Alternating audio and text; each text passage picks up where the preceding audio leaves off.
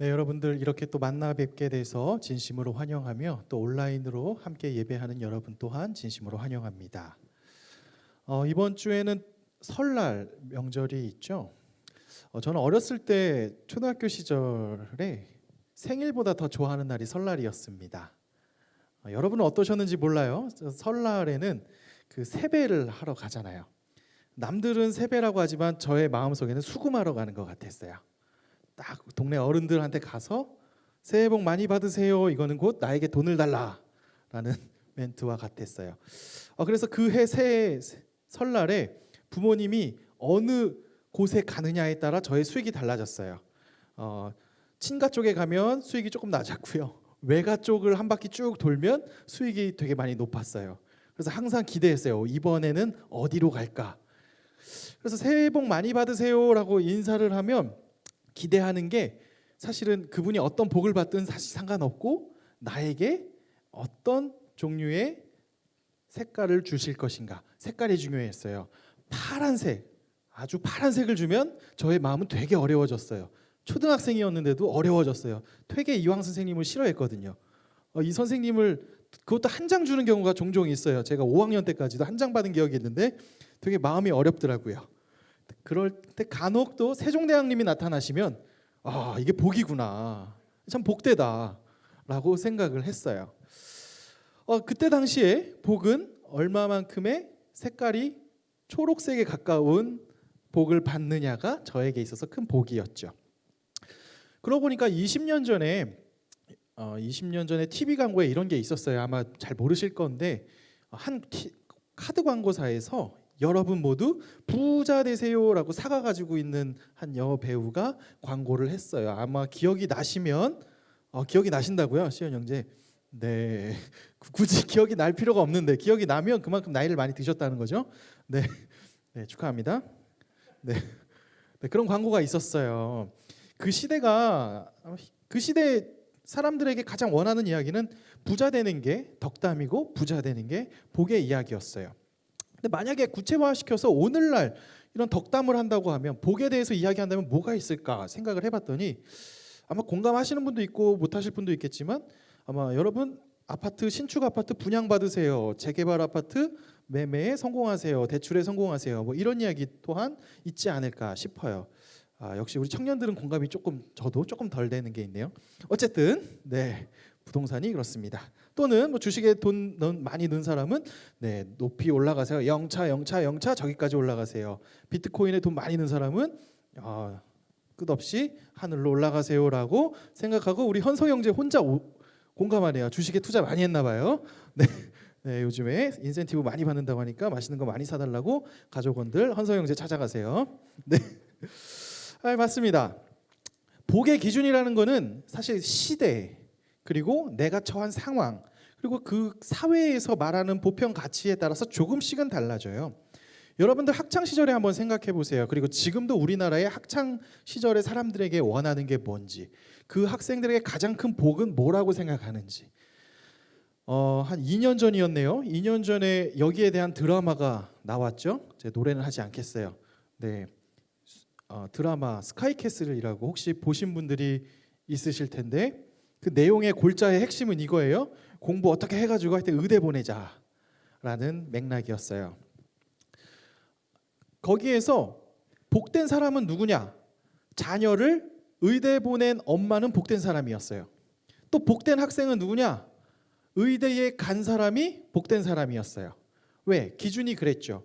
그래서 의대에 가기 위해서 부모님의 자녀를 의대 보내기 위한 열정과 그것에 기름 붓는 과외 선생님과 또 그것에 도구화되어서 열심히 자신의 인생을 갈아 넣는 학생이 나와요.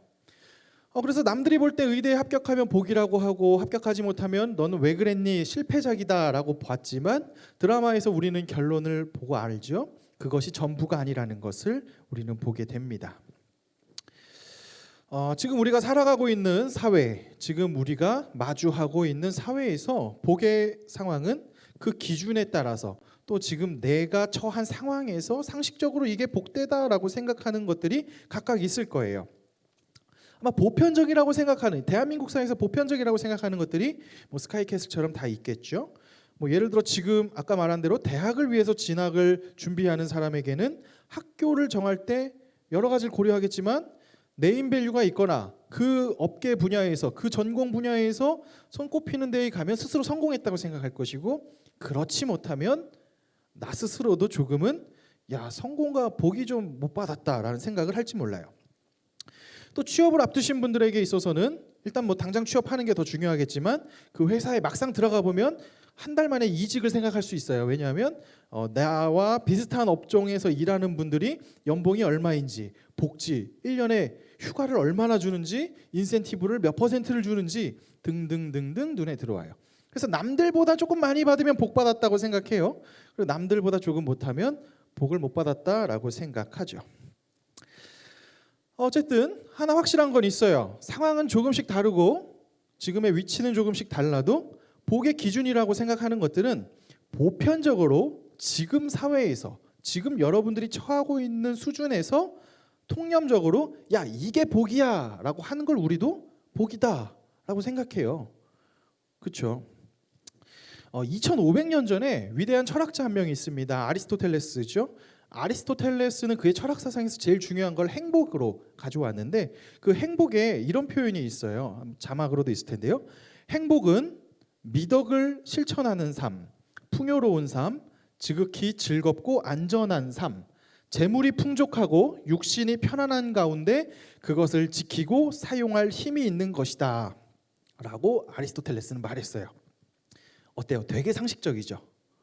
이거 보고 야 아리스토텔레스 무슨 말도 안 되는 소리 하냐 라고 할 사람이 없어요.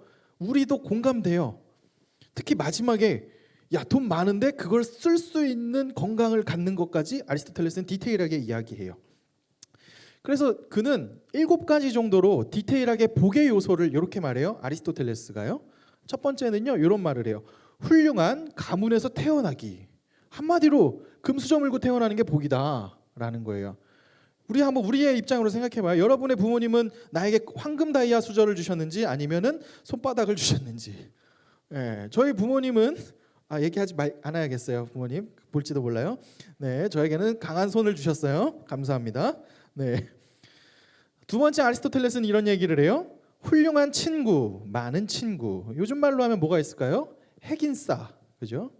내가 뭐 하나 올리면 막 다 10,000명이 막 좋아요를 눌러요. 자, 아리스토텔레스는 그것도 복이라고 얘기해요. 세 번째는 부요함이죠. 여러분이 주식을 한 5년 전에 100만 원을 사놨는데 지금 보니까 2천만 원 되고 3천만 원 돼 있어요. 뭐 그러면 야 부요해졌다 복이 되겠죠. 또는 뭐 큰 월급을 받거나 또는 내가 뭐에 땅을 여러분 땅 살 나이는 아니죠, 그죠? 뭐 땅을 샀다고 칩시다. 뭐 10,000원에 샀는데 어느 날 보니까 100만 원이 돼서 큰 돈을 벌었어요. 이런 것을 복이라고 하고 우리도 복이라고 하는데 2,500년 전에도 복이라고 했어요. 네 번째는 훌륭한 자녀, 많은 자녀. 이건 아직 공감을 우리 서진영 집사님은 하시겠네요. 네, 자신을 닮지 않은 연재를 낳기 때문에 네, 자녀의 그 복을 받았다라고 생각하실 거예요. 그리고 구체적으로 말해서 그 자녀의 출세, 아까 스카이캐슬에서 자녀 의대 보내는 거랑 같은 맥락이라고 했죠. 다섯 번째는 행복한 노년, 육신의 건강이에요. 웰빙이죠. 그리고 여섯 번째는 명성, 존경받는 삶, 이름값 하는 거, 이거 하는 것이 복이다라고 그는 말했고, 마지막에 일곱 번째는요 행운과 미덕이라고 이야기해요. 한마디로 인생이 술술 풀리는 거예요. 군대에 가도 꿀보직을 받고 앞으로 가도 나에게 뭐 혜택이 떨어지고 항상 이런 인생이 술술 풀리는 복, 이것을 아리스토텔레스는 복이라고 이야기해요. 어때요? 한번 7가지를 쭉 보세요. 여러분 여기에 공감 안 하시나요? 공감이 됩니다. 상식적이에요. 상식적이고 오늘날에도 그럴싸하게 실제로 그냥 그렇게 받아들일만 해요. 그러면 예수님은 뭐라고 하셨을까요? 성경은 뭐가 복이라고 이야기했을까요?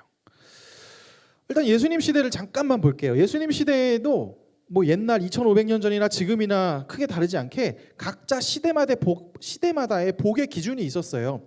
근데 아리스토텔레스가 아까 말한 복의 모든 기준도 사실 남성에게만 해당돼요. 당시 고대의 여성은, 여기는 여성분들이 훨씬 많지만 고대에는 여성이 사실 사람 취급을 많이 못 받았기 때문에 모든 이 목록에는 남성만 해당돼요. 그럼 고대인 중에 여성들이 해당하는 복, 여성들은 무엇을 가장 큰 복이라고 여겼을까라고 했을 때 사실 한 가지예요. 남편 잘 만나서 내가 낳은 자녀가 출세하는 거. 이걸 복이라고 생각을 했어요. 지금 여러분들이 그걸 복이라고 느끼세요라고 하는 저는 그런 슈퍼 옛날 아저씨가 아니에요. 네, 저 나름 페미니즘 공부 많이 하고 해요. 네, 네, 그렇지 않아요. 과거에는 근데 그것을 복이라고 생각했어요. 그러니까 예수님이 지금 막 사람들 막 기적 일으키고 막 사람들 뒤에 엄청 쫓아다니고 해요. 그러니까 그 모습을 본 한 지나가는 여인이, 예수님을 쫓아다니던 여인이 예수님한테 이렇게 표현을 합니다. 쉽게 말해서 예수님, 당신처럼 멋진 아들을 둔 당신의 어머니가 부럽습니다. 당신의 어머니가 복됩니다. 라고 이야기를 해요. 그러니까 이 말은 그녀의 입장에서 상식선에서 우와, 당신 진짜 복됩니다. 당신의 가문이 복되고 당신의 어머니가 복되다 라는 이야기죠. 이런 표현을 합니다. 여기까지도 상식적이에요. 그런데 그에 대한 예수님의 대답이 조금 놀라워요. 예수님은 이런 표현을 합니다. 그 다음 거 한번 같이 봐볼게요. 오늘 본문, 요 다음 페이지 28절이에요. 네, 시작.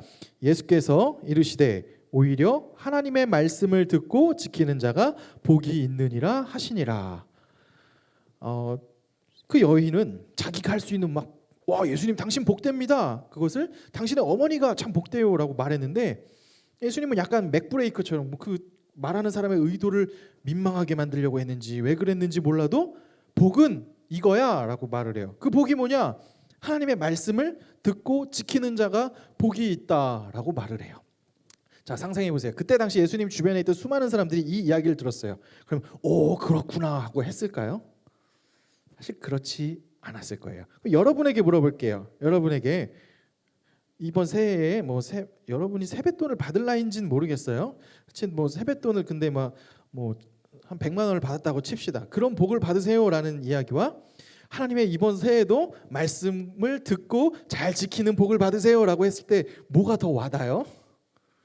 우리 병준 형제는 뭐가 더 와닿을까요? 답을 듣진 않겠어요. 눈빛으로 봤어요. 네.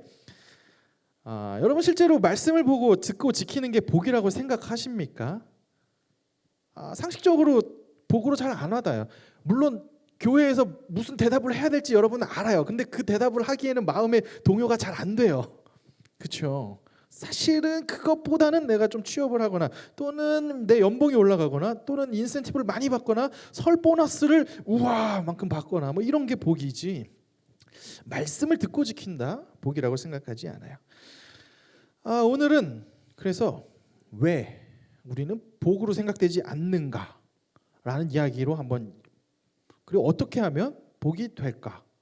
사실 예수님의 말씀을 듣는 사람들은 예수님 앞에 있었어요. 수많은 사람들이 예수님 앞에 있었고요. 예수님 쫓아다니던 사람 중에 오늘의 본문 바로 앞과 뒤에는 바리새인과 계속 싸워요. 그 바리새인들도 예수님 말 누구보다 잘 들어요. 잘 들었는데 계속 싸우거든요. 그럼 야, 바리새인이 복되냐? 라고 질문할 수도 있는데 그렇지 않아요. 그들도 아니고, 그럼 우리도 말씀을 듣기는 하는데 우리가 말씀 마음속 깊은 곳에서 야, 말씀을 듣고 지켜야지, 이게 너무 복되다라는 생각은 도대체 왜 안 들까? 예수님을 따르던 다양한 사람들은요, 각자의 요구를 가지고 예수님께 왔습니다. 각자의 목적이 있어요. 고대 시대에는 의사가 당연히 귀했고 의술이라는 것도 형편없었기 때문에 웬만하게 아프면 그냥 죽어요. 그냥 죽는 게 일상다반사예요. 열병 걸리면 죽고요. 감기에 걸려서 오한이 심하게 오면 죽어요. 그게 그냥 고대 시대의 일상이에요. 그런데 소망이 없는데 예수님을 왔더니 병 고쳐준대. 얼마나 좋아. 그러니까 사람들이 밤날 며칠을 해서 소문 듣고 왔어요. 실제로 병도 고쳐지고요. 그 사람들이 가장 원하는 건 뭐였을까요?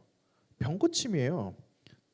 각자의 원하는 게 있어요. 그걸 나쁘다라고 말하는 게 아니에요. 그들은 그 목적을 가지고 지금 예수님께 왔어요. 아마 그런 사람들이 일부분 이렇게 있을 것이고 되게 많았을 거예요. 근데 또 다른 부류는 어떤 부류냐면, 당시가 어떤 시대냐면 로마의 침략을 받아서 식민지 생활하던 시대예요. 일제 우리가 강점기 때처럼. 그때 독립운동가들이라고 할 수 있겠죠. 테러리스트 하는 사람들, 나쁜 말로 테러겠지요. 당신들의 좋은 얘기로는 이제 의혈단 같은 분들이 열심당원들이 있었는데 그들에게 있어서 중요한 거는 세력화예요.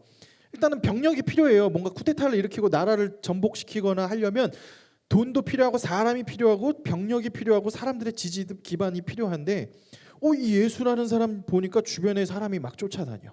이거 조금만 잘 선동하면 예루살렘으로 진격할 수 있겠어요.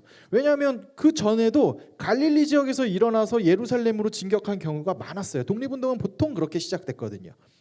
그렇게 해서 예수님한테 온 사람들이 있어요. 그 사람들의 최고의 관심사는 뭘까요? 어떻게 이 사람들을 조직화하고 어떻게 이 사람들을 군대화해서 예루살렘으로 진격하고 어떻게 정치적으로 쿠데타를 일으켜서 이 나라를 독립시킬까라는 생각에 가득 찼을 거예요. 그런 목적으로 예수님께 온 사람들이 있어요. 또 일부분은 성경에 나오지 않지만 그냥 심심해서 온 사람도 있을 거예요. 고대 시대에 무슨 재밌는 게 뭐 있어요? 인생이 아침에 일어나서 밥 먹고 저녁에 자는 게 일인데. 그러니까 예수님 쫓아다니까 뭔가 재밌잖아. 막 사람이 죽은 사람 일어나네. 병 고친 사람 막 병 고쳐지네. 뭐 무슨 좋은 말 하네. 알 수 없지만 좋은 말 하네. 그러니까 쫓아다니는 그냥 재미를 위해서 쫓아다니는 사람도 있었을 거예요. 그런 사람들이 원하는 거는 더 화려한 재미겠죠. 더 자극적이고 더 놀라운 재미난 것을 보기 위해서 왔을 거예요. 그런데 그렇게 해서 온 사람들의 특징은요. 예수님이 무슨 이야기를 해도 자기가 원하는 것과 다른 이야기를 하면 귀를 막아요. 별로 나는 관심이 없기 때문에 그래요. 병 고침 때문에 왔는데 막 다른 소리 할 때 빨리 병이나 고쳐 이런 소리를 마음에 하겠죠. 또 빨리 조직화해가지고 할 사람들은 무슨 얘기를 해도 하다가 빨리 이걸 군대로 만들자 이런 생각을 계속 마음에 할지도 몰라요. 마찬가지로 재미로 보려는 사람도 마찬가지일 거예요. 이렇게 다양한 목적으로 모인 사람들에게 예수님의 말씀은 당연히 와닿지 않는 것인데 그럴 때 예수님은 이 사람들에게 이야기를 합니다. 어떤 이야기를 하냐?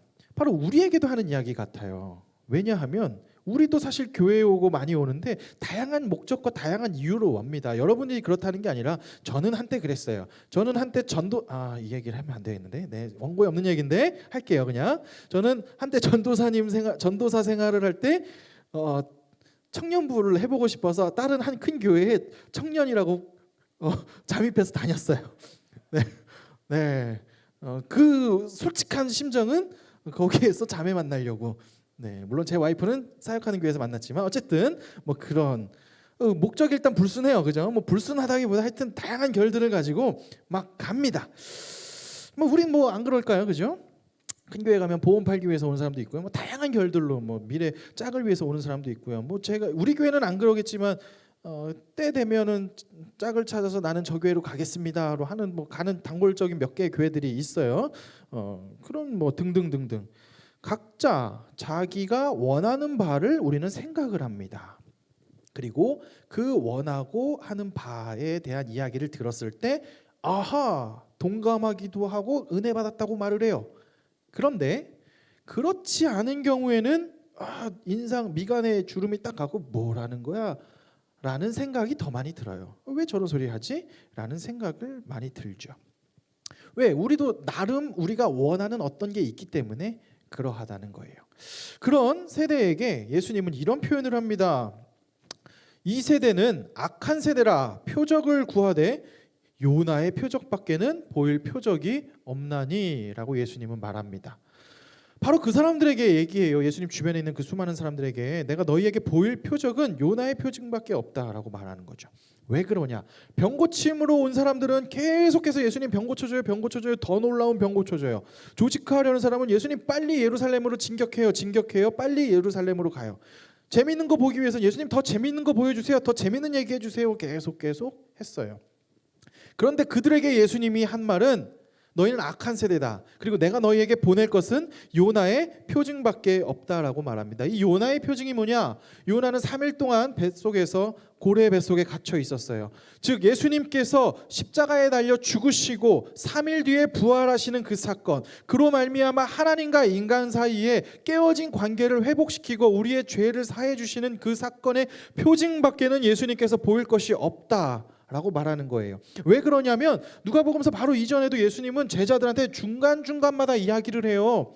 내가 인자가 잡힐 거야, 나는 잡혀서 죽을 거야, 죽임당할 거야 라고 이야기를 해요. 그런데 그때 사람들은 듣지 않아요. 막 5천 명이 먹여서요. 5천 명들이 빵 먹고 막 우와 물고기 2마리 이야 떡다 놀라운 말도 안 되는 일을 봤어요. 그러고 난데 예수님은 말해요. 이제 나 잡힐 거야? 사람들 안 들어. 뭐래? 아 이상한 소리야. 분위기 깨고 있어. 아 예수님 지금 그런 소리 할 때 아닌데? 라고 계속 막아요.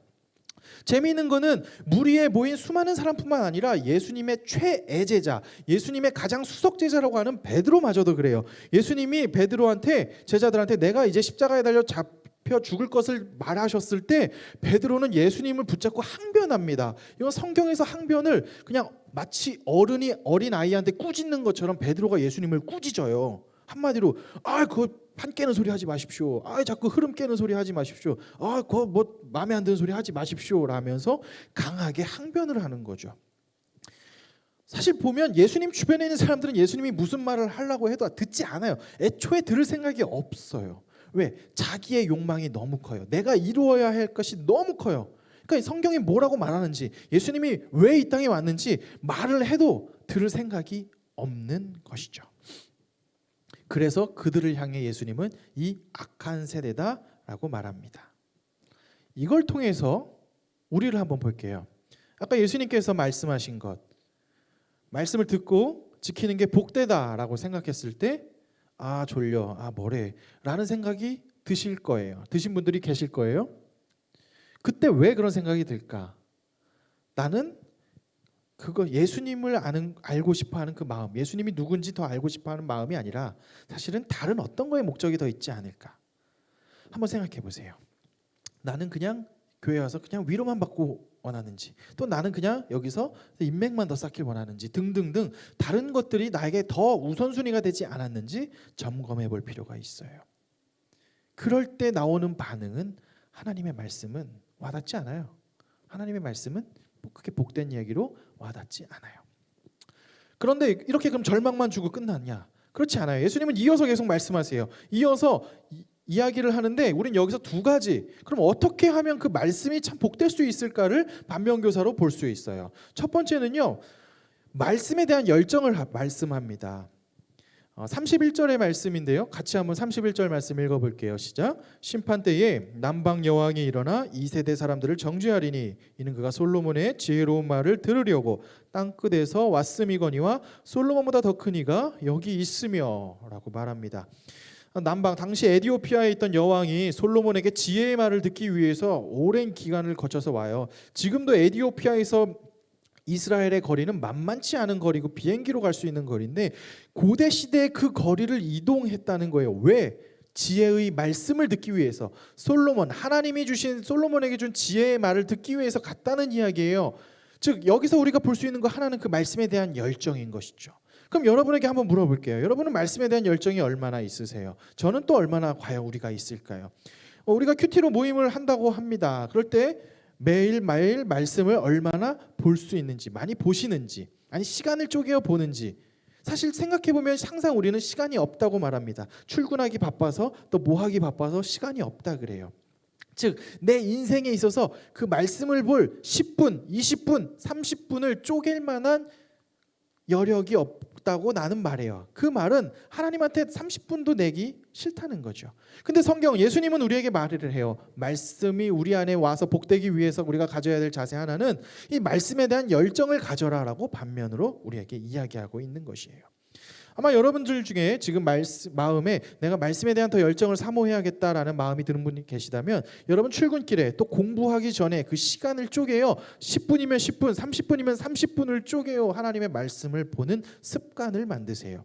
눈에 안 들어와도 검은 것은 글씨요 하얀 것은 그냥 뭐냐, 나는 어디 여기는 누구, 뭐 이런 생각 들어도 괜찮아요. 그냥 보세요. 습관을 만드세요. 하나님의 말씀을 위해서 시간을 쪼개는 습관 반드시 만드세요. 그 열정을 가졌을 때 하나님의 복이 점점 와닿을 겁니다. 두 번째, 예수님이 말씀하신 그 복으로 와닿는 방법이 나왔습니다. 두 번째는요, 그 말씀으로 나를 돌아볼 때 복될 수 있어요. 32절에 이런 표현이 나옵니다. 32절 말씀도 한번 읽어볼게요. 심판 때에 니느웨 사람들이 일어나 이 세대 사람을 정죄하리니 이는 그들이 요나의 전도를 듣고 회개하였음이거니와 요나보다 더 큰 이가 여기 있느니라. 요나가 니느웨라는 곳에 회개하라고 예수님 하나님이 시켜요. 근데 요나는 말하기 싫었어요. 왜냐하면 니느웨는 우리 적국, 우리를 괴롭힌 나라의 수도였거든요. 그래서 마음속으로는 그 나라가 망하길 바랬어요. 그래서 막 도망치다가 그냥 우여곡절 끝에 니느웨라는 곳에 다시 갔어요. 가서 이제 전하긴 해야 되는데 정말 열정을 가지고 전했냐? 그렇지 않아요. 그냥 정말 쥐꼬리만한 소리로 알았어 회개해 이렇게 그냥 말도 이렇게 했을까? 이렇게 뭐래 들리지도 않아라고 할 정도로 말했을 거예요. 그리고 하나님 나 했죠 됐다 나 간다 이러고 갔을 거예요. 근데 성경에는 요나서를 보면 재밌는 게 그 니느웨 사람들은 그 얼버무리는 것 같은 그 짧은 회개하라는 이야기를 듣고 옷을 찢으며 하나님 앞에 회개해요. 그리고 하나님이 그 니느웨 성을 용서해 주는 장면이 나와요. 이 포인트에서 예수님이 이것을 이 세대 사람들에게 말합니다. 무슨 말인가? 하나님의 말씀을 들었을 때 니느웨 사람들은 나에게 하는 말씀이구나로 들은 거예요. 너에게 하는 말씀이야 라가 되면 나랑은 상관없어요.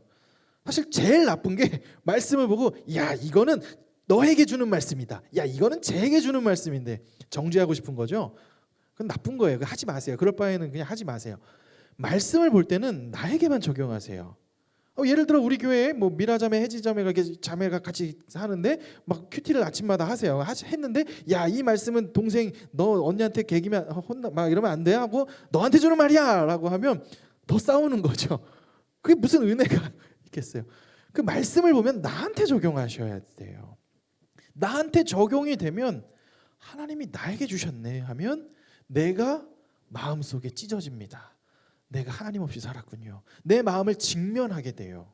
내 마음의 진짜 우선순위가 무엇인지 보기 싫지만 보고 싶어하고 내가 어떤 불안한 토대 위에서 이것을 자신감이라고 포장하고 사는지도 보이게 돼요. 청년의 때에는 나를 돌아보는 시간이 많이 없을지도 몰라요. 왜냐하면 나를 보는 거는 슬픈 일이에요.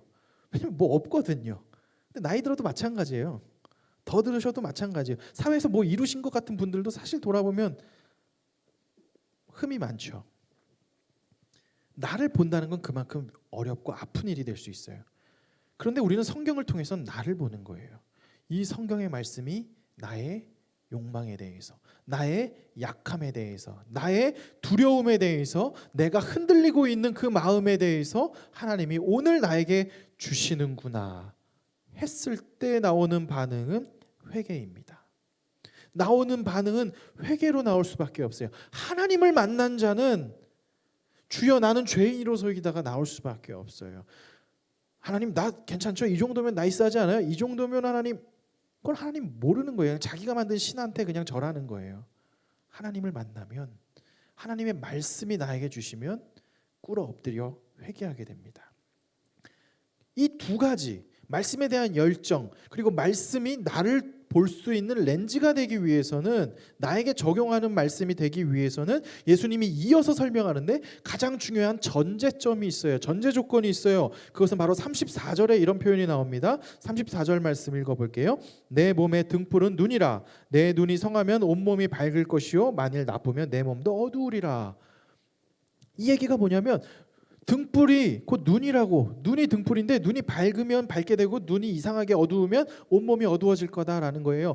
즉 너의 눈이 어디를 바라보느냐, 어떤 관점을 가지고 보느냐라는 거예요. 말씀을 어떤 관점으로 보느냐가 제일 중요하다고 이야기합니다. 여러분이 말씀을 볼 때 이만희 씨를 구세주라고 생각하고 본다면 신천지에 빠지게 되겠죠. 또 말씀을 볼 때 예수 믿으면 무조건 부자 될 거야라고 본다면 또 다른 결로 빠질 수 있어요.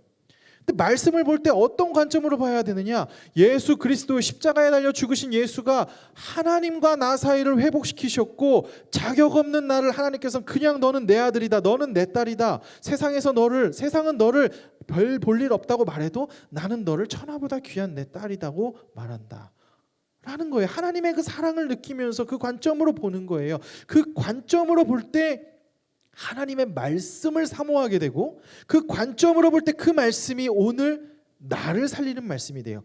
나를 살리기 때문에 반응하게 되는 것이죠.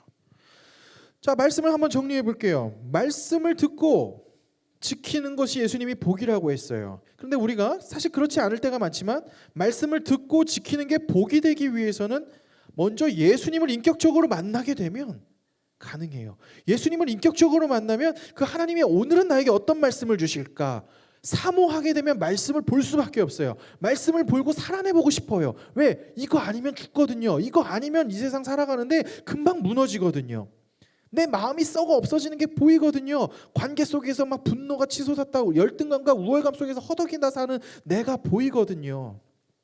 그래서 말씀을 붙잡을 열정이 생겨요. 그 열정이 생긴 걸로 나를 돌아보면 나에 대해서 회개가 나오고 내가 더 주님을 따라가기 위한 몸부림이 한 걸음 한 걸음 가게 돼요. 여기에서 가장 중요한 건 바로 예수 그리스도의 표징, 십자가에 달려 죽으신 예수님이죠. 그럴 때 우리는 하나님 앞에 회개가 나오고 하나님 앞에 한 걸음 한 걸음 걸어갈 수 있습니다. 이제 말씀을 맺을게요. 아무리 이렇게 제가 이야기를 해도요, 사실 아리스토텔레스가 말한 복, 그게 더 상식적이에요. 그리고 아마 요 문을 딱 나가서 주식 투자하신 분들은 이제 얼마나 올랐는지 막 보고 하다 보면 그 아리스토텔레스가 말한 것들이 더 복이라고 느껴질 거고, 그런 세상 속에서 우리는 계속 살 거예요. 거기를 우리가 나의 용맹정진하여 내가 결단하고 결심하여 내가 정말 영웅과 같이 결단하여 올라가서 하나님의 말씀 붙잡고 가겠노라 라고 하는가? 저는 그럴 수 없어요. 여러분들 중에 여기서 뭐 말씀이 이미 습관화된 사람들은 끄덕이는 게 상당히 쉬울 수 있어요. 근데 보지도 않는, 말씀 잘 보는 게 습관도 안 되는 사람한테 그렇게 하세요라고 해서 한다고 해서 돌아가서 할 거냐? 저는 그렇지 않을 거예요. 그럼 절망인가? 우리가 기억해야 될 핵심은 이거예요. 그런데 하나님께서는 미쁘셔서 하나님께서는 우리를 잡은 손을 놓지 않으세요. 때로 우리가 손을 놓을 수 있어요. 이 문만, 강대상 문만, 예배당 문만 나가도 다 잊어버릴 수도 있어요. 말씀 그게 뭐야 하고 잊어버려도 돼요. 그럴 수도 있죠.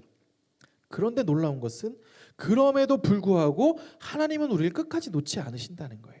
여러분이 기억해야 될 것은 하나님이 여러분을 놓지 않으신다는 것이고, 그 하나님이 놓지 아니하시기 때문에, 성령 하나님이 지금도 여러분과 함께 하시기 때문에 단 1분이라도 단 1초라도 결단 한번 해보시면 좋을 것 같아요. 그 성령님을 의지하여서 도우시는 손길인 성령님이 해주시기 때문에, 주님 내가 오래 못 가도 좋습니다. 그러나 말씀을 듣고 지키는 것이 복되다라는 예수님의 말씀을 아멘으로 받고 한번 살아보겠습니다. 이번 한 주 살아보겠습니다. 오늘 30분이라도 한번 살아보겠습니다. 정 안 되면 지금 잠깐 찬양하고 있다 기도하는 그 순간만큼이라도 살아보겠습니다 라는 그 결단. 우리가 의지할 것은 하나님이세요. 하나님이 여러분을 놓지 않으십니다. 여러분 이제 명절에 부모님들 뭐 가족 만나고 못 만나고 등등등 많은 결들이 있겠지만, 한 가지 기억하세요. 하나님의 말씀을 듣고 지키는 것이 복되며, 하나님께서는 여러분들을 그렇게 할 수 있도록 끝까지 붙잡아 주신다는 것입니다. 그 하나님을 믿고 나아가는 저 여러분 되시길 주님의 이름으로 축원합니다. 기도하겠습니다.